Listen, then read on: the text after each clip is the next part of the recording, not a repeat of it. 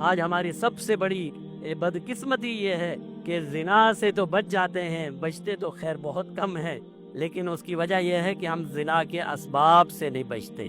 زنا کا پہلا سبب آنکھوں کا غلط استعمال ہے۔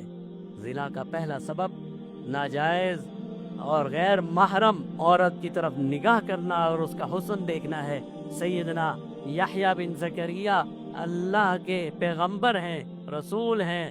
یحییٰ بن زکریا علیہ السلام، کسی ساتھی نے ان سے پوچھا کہ اے یحییٰ یہ تو بتائیے کہ زنا کہاں سے شروع ہوتا ہے، زنا میں انسان کیسے ملوث ہو جاتا ہے؟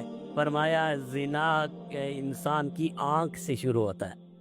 فرمایا اللہ کے نبی ہیں، فرماتے ہیں زنا انسان کی آنکھ سے شروع ہوتا ہے۔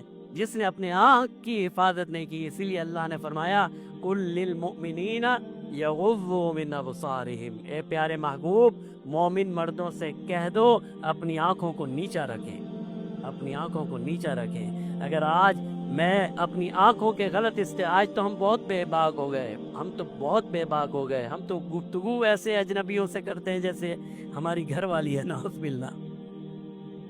ہم تو اجنبیہ عورتوں سے زیادہ باتیں کرتے ہیں، اپنی بیوی سے اتنی باتیں نہیں کر سکتے جتنی غیر محرم عورتوں سے باتیں کرتے ہیں۔ یہ شیطان ہے جو ہمیں بار بار اسی طرف لے جاتا ہے۔ شیطان سیدنا موسیٰ علیہ السلام کے پاس ایک مرتبہ شیطان آیا، اور جو بھی واقعہ تھا یہ بنی اسرائیل کی روایات ہوتی ہیں، مانے بھی تو صحیح، نہ مانے بھی تو کوئی حرج نہیں ہے۔ تو بنی اسرائیل کی روایت میں ہے شیطان کی حضرت موسیٰ سے ملاقات ہوئی، اور حضرت جاتے ہوئے حضرت موسیٰ کو نصیحت کر رہا ہے۔ کہتے ہیں موسیٰ میں تجھے ایک نصیحت کرنا چاہتا ہوں، موسیٰ میں تجھے ایک نصیحت کرنا، شیطان کہہ رہا ہے، شیطان کہہ رہا ہے موسیٰ میں تجھے نصیحت کرنا چاہتا ہوں۔ حضرت موسیٰ نے کہا ہاں بھائی کہے کیا کہنا چاہتا ہے؟ کہنے لگے اے موسیٰ ہے تو نبی، لیکن کسی خاتون سے تنہائی میں نہ ملنا۔ شیطان کہہ رہا ہے، کہتا ہے موسیٰ ہے تو نبی لیکن کسی خاتون سے تنہائی میں نہ ملنا۔